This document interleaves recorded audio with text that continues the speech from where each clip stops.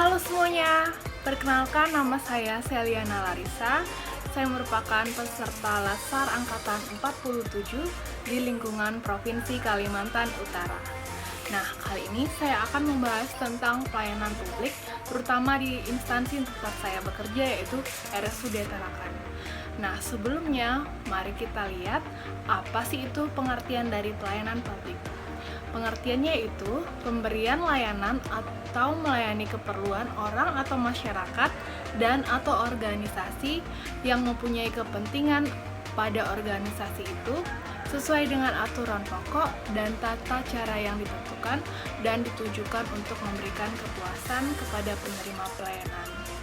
Nah, kemudian di pelayanan publik itu ada 3 unsur. Yang pertama yaitu organisasi penyelenggaraan pelayanan publik, contohnya sebagai rumah sakit. Kemudian unsur kedua yaitu penerima layanan atau pelanggan atau pasien kalau misalnya di rumah sakit. Kemudian yang ketiga yaitu kepuasan yang diberikan dan atau diterima oleh penerima layanan. Nah, di Rumah Sakit Umum Tarakan tempat saya bekerja merupakan tipe B yang memiliki moto melayani dengan sepenuh hati, yang berarti melayani pasien dengan kerendahan hati dan ramah. Dan memiliki visi yang pertama, menyelenggarakan pelayanan kesehatan yang paripurna, dan yang kedua, meningkatkan program pelatihan, pendidikan, dan penelitian. Kemudian yang ketiga, mewujudkan pengelolaan rumah sakit yang profesional. Nah, dalam pelayanan publik, Rumah Sakit Umum Daerah Tarakan juga menerapkan 5S. Apa itu?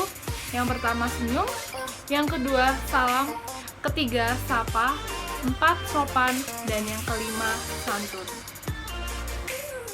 Sebagai pelayan publik, kita juga harus menerapkan etika dan etiket dalam melayani. Nah, apa sih pengertian dari etika dan etiket?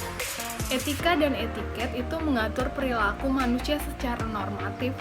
Artinya, memberi norma bagi perilaku manusia dan dengan demikian menyatakan apa yang harusnya dilakukan atau tidak boleh dilakukan. Etiket yang diterapkan dan diperhatikan oleh ASN sebagai pelayan publik, khususnya sebagai perawat, yaitu yang pertama, sikap dan perilaku.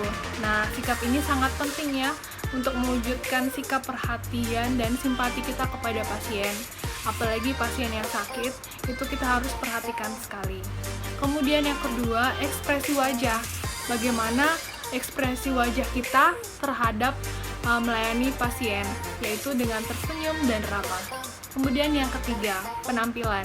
Penampilan itu sangat penting bagi seorang pelayan publik, terkhususnya perawat di Rumah Sakit Umum Daerah Tarakan, karena itu sangat menunjang. Penampilan yang rapi akan menunjukkan bahwa kita siap dalam melayani pasien. Kemudian cara berpakaian.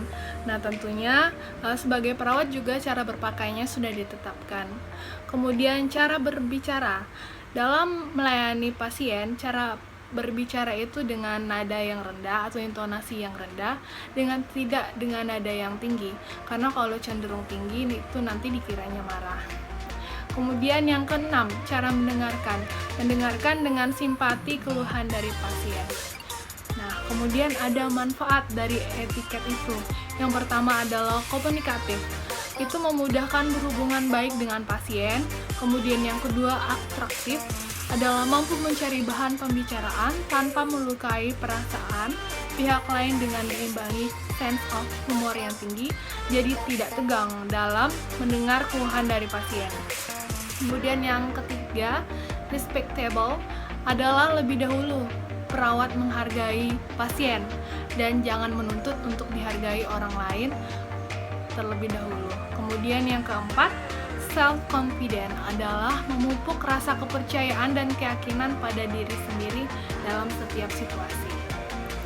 Sebagai seorang ASN, tentunya kita sangat berperan dalam mewujudkan Indonesia Tangguh, Indonesia Bertumbuh, yang merupakan tema dari HUT Republik Indonesia Agustus 2001 nanti yang akan datang.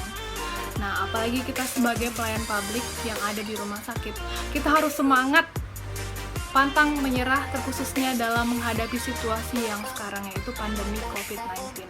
Kita tidak boleh kalah dengan keadaan karena kita merupakan garda terdepan dalam menangani pandemi ini.